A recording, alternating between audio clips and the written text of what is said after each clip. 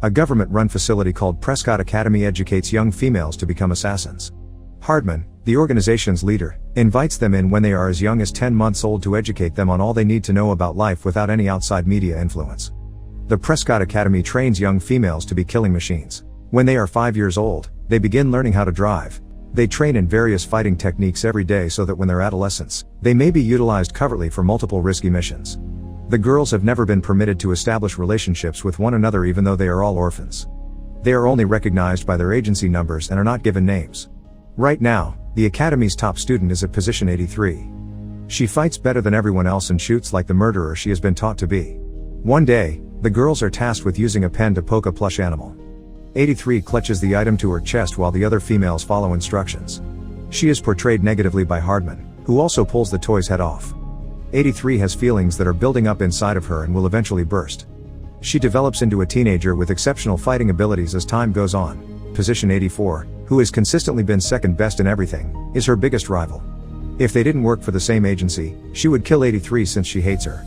83 is the initial student in her class to be triggered, which means that she is the first to be sent out on tasks that might be risky. 84 is unhappy about it as usual, but she is unable to object. 83 embarks on many missions.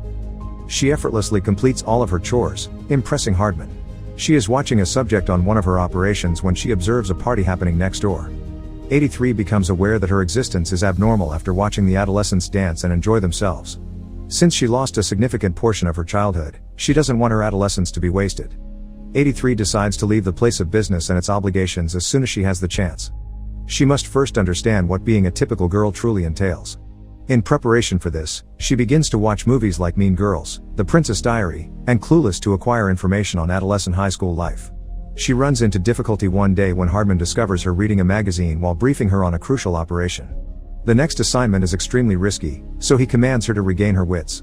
Victoria, the most dangerous mafia lady, and a weapons dealer were discovered 8 hours ago in a city. Within 2 days, she must be found alive or she will flee once more.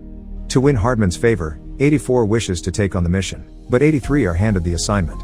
The next scene reveals Victoria holding 3 prisoners in a construction zone.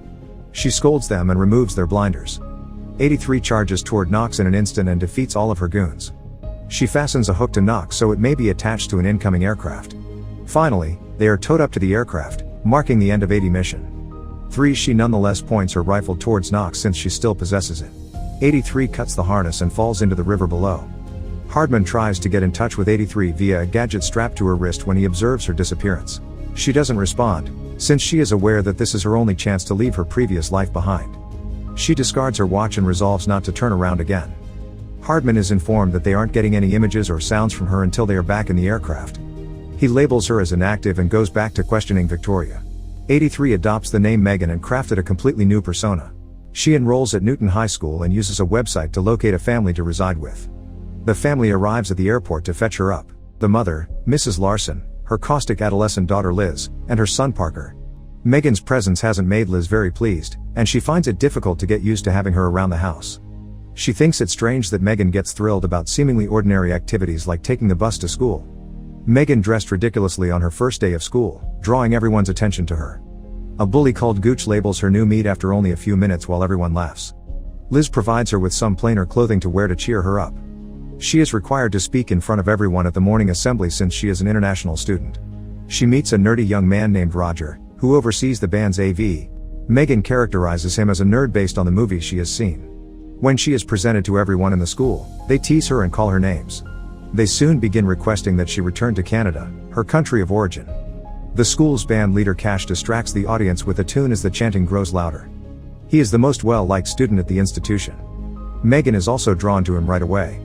She rejects a call from several cheerleaders over lunch because she believes they are cruel, much like the cheerleaders in her favorite movies.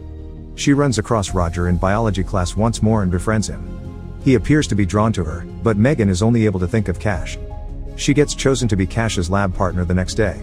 Others in the class, who want Cash for themselves, beg her to select a different companion. The girls inform Megan that Cash favors females who portray the school mascot after class. Megan goes to the school mascot audition not realizing they are attempting to set her up. She gets chosen right away and invited to rehearse for the next match. A bunch of masked guys approach her during the rehearsal and attempt to grab her. Megan surprises everyone by handily defeating them with her talents. She mistakenly believed that the masked individuals were operatives sent by Hardman, but it turns out they are agitators from a rival institution. Everyone has started recording her by the time she discovers this. They post the footage on social media. Victoria is being detained and questioned by Hardman at Prescott's headquarters. She is also aware that it is terrible for him to deprive young girls of a happy childhood. She confronts him about it, but he maintains that he is acting in good faith. Number 84 is of particular interest to Victoria, who intends to exploit her as a means of escape. They quickly learn about Megan's popular video and believe she is now employed by a competing organization. Everyone at school is raving about Megan's superb fighting abilities the next day. When Cash calls to invite her to his band practice after school, her date just got better. She runs into Roger there and chats with him as she waits for Cash. Roger admires her charm and recognizes their shared interests. Megan is too preoccupied with swooning over Cash to see that he likes her. She receives an invitation to a high school party being hosted at the home of her tormentor Gooch. Because she had only heard about such gatherings in movies, Megan is quite eager. She gets abducted that day while she is traveling home by Prescott residents. After giving her true medication, he discovers that she is genuinely speaking the truth. Given that he taught her all she knows, Hardman believes he is entitled to her life. He gives her 2 days to go back to the base. His people then throw her on the front porch of the house to make Megan appear inebriated. The next time Megan sees Roger, she extends an invitation to Gooch's celebration to him, but he declines to go since his father is stringent about gatherings. He is the only friend Megan has at the school. Later that evening, Megan shows up at the party with Liz, who was made to go with her by her mother. Megan is shocked to see Heather, formerly known as 84, at the gathering. Heather doesn't confirm or refute Megan's suspicion that Hardman assigned her to watch over her. Roger shows up for the party as well, but he is dismayed to find Megan kissing Cash. Cash eventually proposes to her as his homecoming date after the evening. When Megan boards the school bus the following day, she discovers that Hardman is posing as the driver. Informing her that Victoria has escaped from Prescott and is preparing to get revenge on her, he has come to warn her. Megan rejects his offer to take her back to Prescott. Later, as a masked assassin pursues them, we see her and Liz driving to school. Megan reveals her prior life to Liz when they are in a vehicle pursuit. They ultimately collide with the assassin's vehicle in a junkyard. Despite being disoriented, Megan can identify the assassin as Heather because of the aroma of her perfume. Liz believes that Megan seeking to leave the family would be worse than her wanting to go before she causes more people to be harmed. They get along from that day forward. Liz learns everything about Megan's existence as an agent from her. They shop for homecoming attire and get ready for the momentous evening. Gooch, who spent time with Liz during the party, has transformed and asks Liz out. Megan had anticipated a memorable evening, but Chase hasn't spoken to her much. She discovers after spending some time with him that he is popular across his entire personality. She dumps him and approaches Roger to request a dance. She is shocked when he rejects her and turns to Heather, his date for the evening. The females quarrel about who will go on his date as a result of their disagreement. They fight one another while fighting among the decorations. They ultimately find themselves in the kitchen where Heather is going to knife Megan. Liz approaches Heather covertly and uses a corn dog stick to stab her in the leg. Then Megan strikes Heather in the head and renders her unconscious. When the girls get home, they discover that Mrs. Larson and Parker have been kidnapped by Victoria and her group. Up until they kidnap Liz, she gives up resisting to protect her family, but she is still holding out hope that Hardman would show up and save her.